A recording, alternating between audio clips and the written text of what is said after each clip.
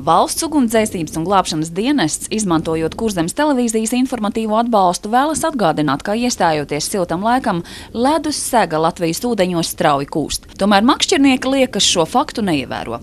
Noticis pirmais nelaimes gadījums arī Ventspilī. 3. aprīlī, netālu no Dampeļu airēšanas bāzes, Ventas ledū ielūzis makšķernieks. 10 minūšu laikā notikuma vietā ieradās glābšanas dienests.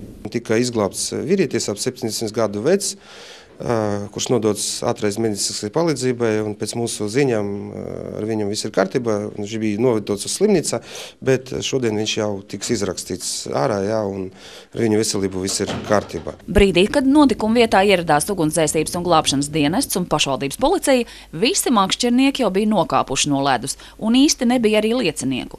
Ventspils makšķerniekus nav apstādinājusi arī Rīgas līča biedru sūrā pieredze, kad uz ledus gabalu, kas bija atdalījies, jūrā tika glābti 200 cilvēku.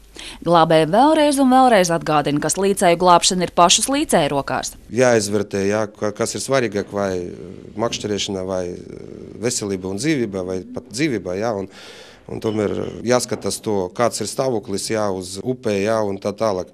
Tie gadījumi, kas tagad notiek jau visur Latvijā, pa visu republiku, viņi vēlreiz apliecina, ka tas ir bīstami, un tomēr labāk droši vien palikt jau nomet mieru, mest mieru, tai zemlūdus makšķerēšanai, un palikt veseliem un dzīvam. Gonda Porniece, Irina Kurgānoviņa, Žodziņš, Kurzemes televīzija.